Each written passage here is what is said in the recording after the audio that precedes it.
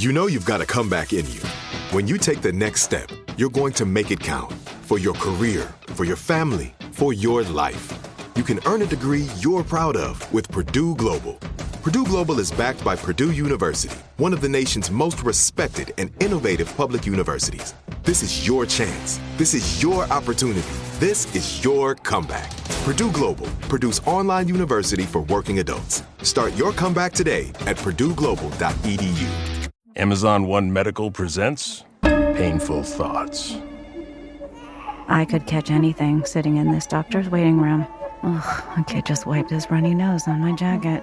And the guy next to me, sitting in a pool of perspiration, insists on sharing my armrest. Ugh. Next time, make an appointment with an Amazon One Medical provider. There's no waiting and no sweaty guy. Amazon One Medical. Healthcare just got less painful.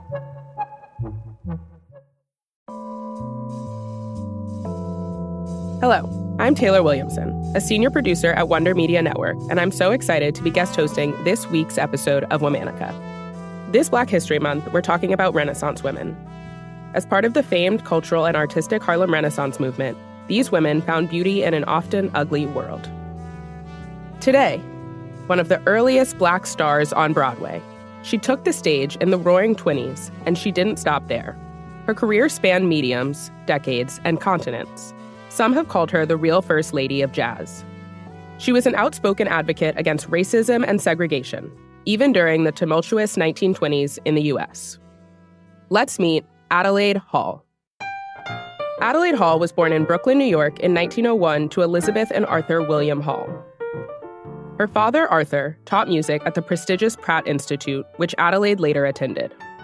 In 1921, Adelaide made her Broadway debut as a chorus member in Shuffle Along, one of the first musicals conceived and performed by an entirely Black cast. And it was a hit, paving the way for future Black representation on Broadway. 2 years later, after her debut, Adelaide got top billing in Runnin' Wild. Like Shuffle Along, this musical revue featured segments with singing, dancing, and comedy. Revues were a staple of New York nightlife in the Roaring '20s. These Black-led performances were a dramatic shift from popular blackface and minstrel shows where white actors donned blackface to portray racist ideas, caricatures, and stereotypes. Though Adelaide's new shows still contained overt racist tones and actors darkening their complexions with makeup, the actors themselves were Black.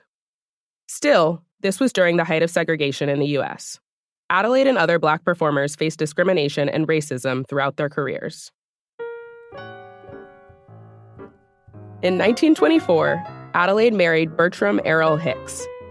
Born in Trinidad and Tobago, Bert was a British sailor who soon became Adelaide's business manager. In 1926, Adelaide took her first tour abroad. Chocolate Kitties was a revue featuring music by the iconic jazz performer Duke Ellington. Europe had its own tradition of minstrelsy and blackface, and this show, also written and performed by a Black cast, brought Adelaide and others before largely white European audiences. After the tour, Adelaide returned to Broadway. She also contributed vocals to one of Duke Ellington's most iconic songs, Creole Love Call.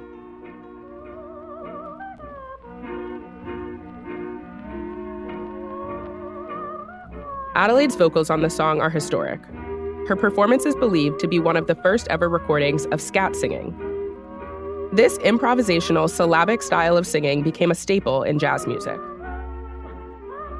As Adelaide settled back into life in the U.S., she and her husband decided to purchase a house outside of the city. When her neighbors in the largely white, upper-middle-class suburbs of Westchester County caught wind, Adelaide and her husband were subjected to verbal threats, legal action, and finally, a home invasion and attempted arson. Still, Adelaide insisted on her right to live there, and she stayed.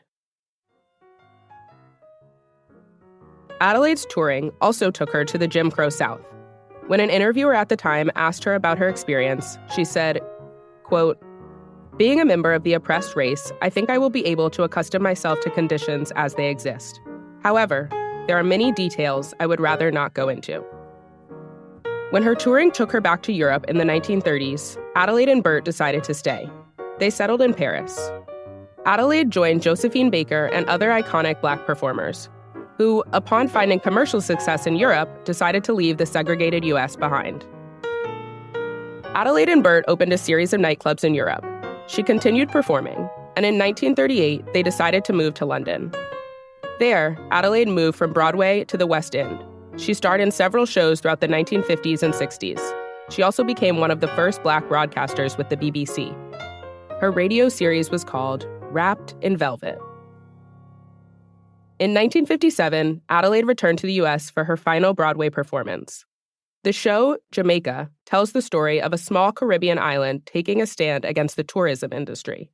It was a hit, with nearly 600 performances in 2 years. Once Jamaica wrapped, Adelaide left the bright lights of Broadway behind for good. She returned to Europe, where she continued performing. Adelaide and Bert remained a nightlife fixture with their clubs and performances until Bert's death in 1963. Adelaide continued performing into her 90s. A talented jazz singer, she remained iconic for her scat singing. And a multi-talented stage performer, Adelaide mounted a one-woman show at Carnegie Hall in 1988. Adelaide Hall died in November 1993. She was 92 years old. While she got her start breaking ground as a Black performer in Broadway, Adelaide is ultimately known as one of the most multi-talented and enduring performers, delighting audiences for almost her entire life.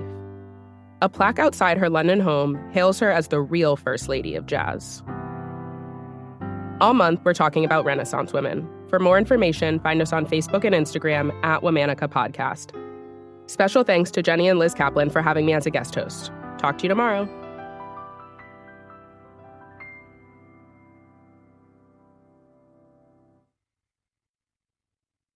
With Amex Platinum, you can really be in the now. Access to Resi Priority Notify. Yes! 4 p.m. checkout with fine hotels and resorts booked through Amex Travel. We needed this. And dedicated card member entrances at select events. Let's go!